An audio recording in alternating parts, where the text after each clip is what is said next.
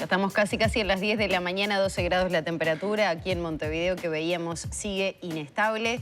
Pero lo mencionábamos desde ayer, hoy es el Día Mundial del Medio Ambiente y por eso vamos a recibir en esta mañana, y ya le damos los buenos días, a Eduardo Budinas, analista en temáticas ambientales, integrante además del Centro Latinoamericano de Ecología Social. Bienvenido, Eduardo, nuevamente. Hola, gracias por la nueva invitación. Bienvenido. Bueno, muchos desafíos y muchas perspectivas, ¿no?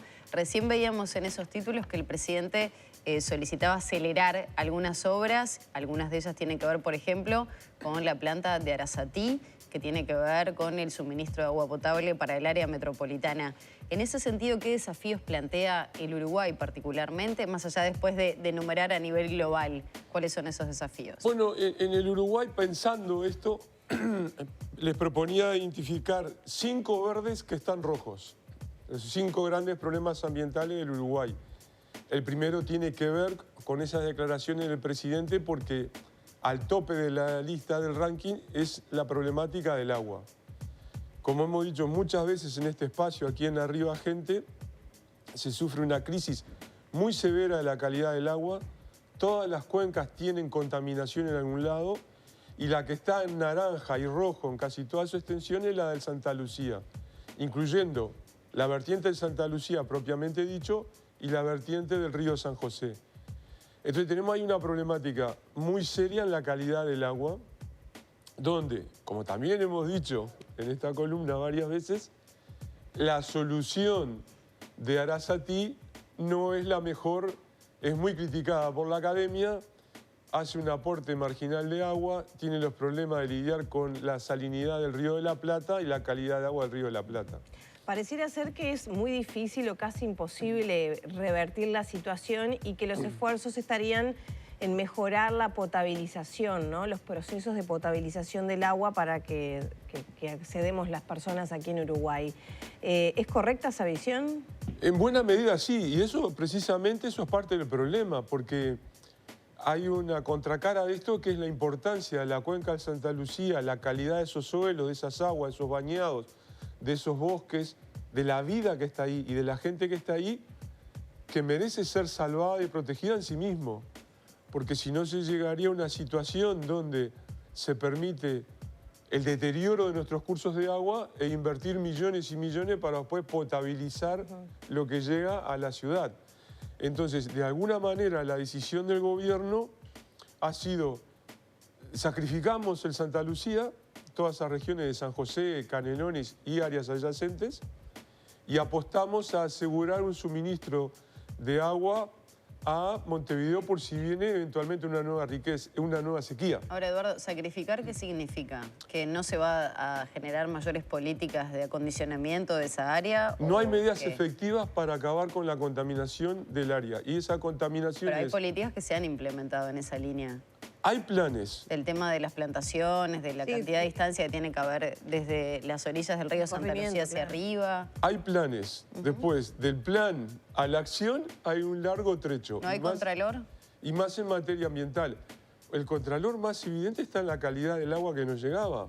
Fíjense que una de las cosas que sucedió en la sequía del año pasado es que nos desayunamos que el agua no era tan buena como pensábamos. Bueno, pero fue en un momento puntual. Ahora, con la normalidad, ¿sigue teniendo problemas? Sí, porque el mismo problema persiste, que está basado en el uso de químicos en un cierto tipo de agricultura muy intensiva. Pero los estándares, perdón, no indican que no hay una comunicación de que los valores están por encima de los estándares aceptables. Los valores de contaminación que indican la proliferación de nutrientes, los aportes de nitrógeno y fosfato siguen igual, porque mejor indicador es cuánto fertilizante, cuánto herbicida, cuánto químico. Digo, una vez potabilizada el agua que llega a los hogares.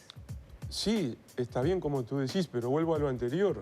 El agua que está en el río, el agua que está en el bañado, el agua que está en la cañada y la vida que se recrea alrededor de ella es la que también tengo que asegurar. Eduardo, ¿eso se puede comprobar que es por esos factores que señalás o que ya viene contaminada desde Está más al comprobado norte? por el propio Ministerio del Ambiente. Pero por eso, ¿es a causa del tipo de producción que tenemos en los suelos uruguayos o ya viene arrastrándose desde Brasil, por ejemplo? Eso fue un argumento que se utilizó en el caso del Río Negro. Pero de todas maneras, el segmento del Río Negro que está en territorio brasileño es marginal. Los principales aportes de contaminación en el Río Negro vienen de la subcuenca del río Tacuarembó, vienen también del río Yi y los propios que van a este río Negro. Entonces, la situación del río Negro tiene algunas diferencias con la del Santa Lucía. En el caso de Santa Lucía, hoy escuchaba al ministro del Ambiente, que estaba en una larga entrevista en una radio muy temprano en la mañana, y él decía algo parecido a lo que ustedes me están de alguna manera preguntando, que no hay ninguna zona roja o grave de contaminación. Mi reacción ante esos dichos es que los propios mapas de indicadores de calidad de agua del Ministerio del Ambiente, que vienen con retraso, sus propios indicadores ponen en rojo y anaranjado a casi toda la cuenca del río Santa Lucía. Para abordar también otras problemáticas, ¿no? La preservación del patrimonio natural, de la flora, de la fauna de nuestro país. ¿Cómo estamos en esa materia? Ahí está, me dejaste, quedaban de los 5 rojos verdes, solo hablamos de uno.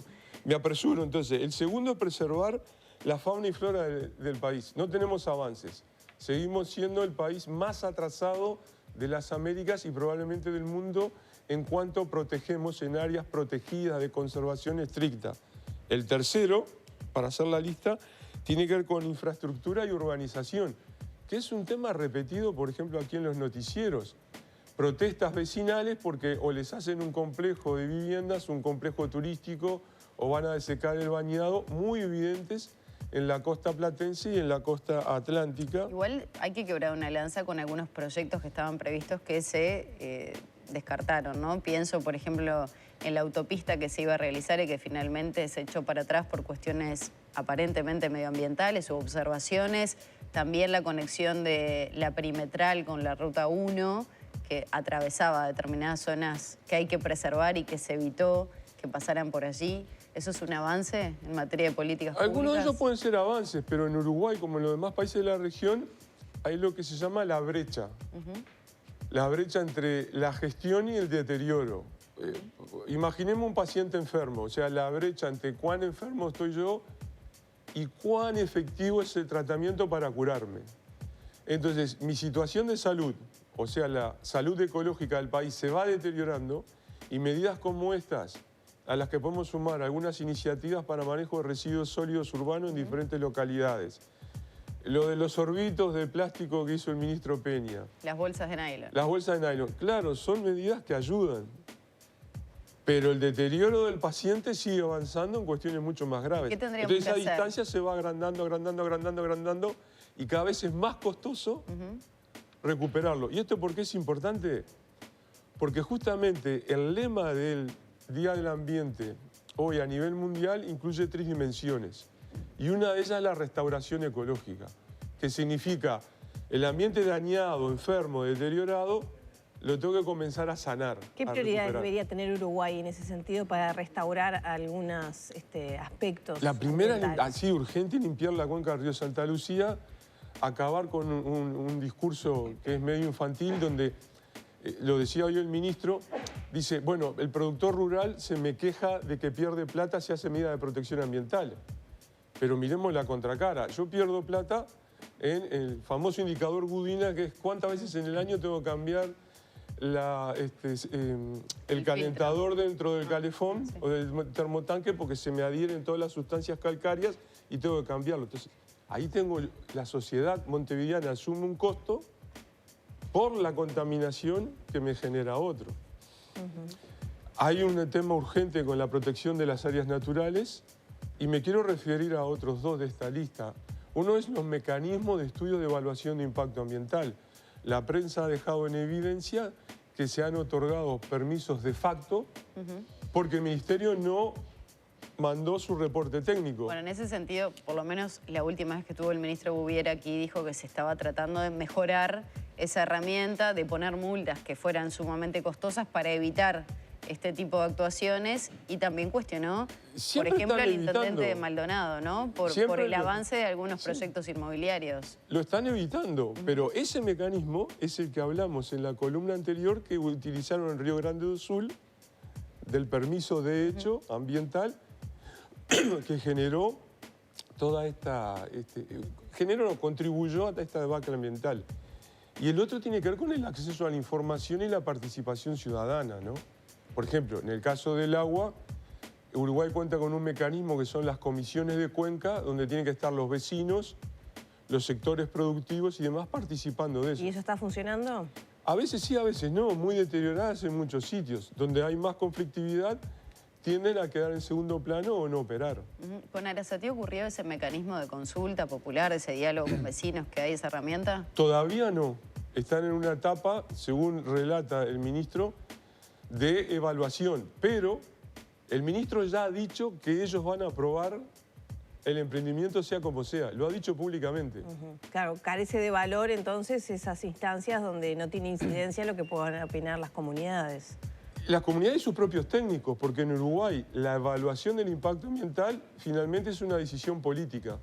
El ministro puede dar la autorización en contra de la opinión negativa de sus propios técnicos. O sea, es ir al médico, el médico dice, usted tiene que hacer tal o cual dieta, pero la jerarquía del hospital dice, se invalida el parecer médico. Y ya para cerrar, profesionales. me gustaría abordar una dicotomía que se presenta siempre que hablamos de temas ambientales y ya lo hemos dialogado nosotros, que es, ¿se impide el desarrollo por el cuidado ambiental? Porque siempre está ese argumento, ¿no? Bueno, si tengo tantos cuidados no puedo hacer nada y volvemos a la era de los pueblos originarios. No, y vos sabés que me acordaba de tu preocupación y me ibas a preguntar. Hace pocos días atrás salió un nuevo estudio de un grupo de economistas que calculaba las pérdidas en la economía global solo por el cambio climático. Más allá de los números, la imagen que ellos utilizaban es como si la humanidad estuviera en una guerra constante perdiendo dinero por estar en guerra. Vidas perdidas, gastos en armamentos, etc. Ahora, dicho esto, hay un lado triste de toda esta situación, es que hay gente que hace plata con el impacto ambiental. Miren ahora ustedes en Río Grande do Sul, las polémicas que hay por las obras de reconstrucción y qué empresas se van a quedar con esos negocios. Eduardo, muchas gracias como siempre. Gracias a ustedes. Gracias.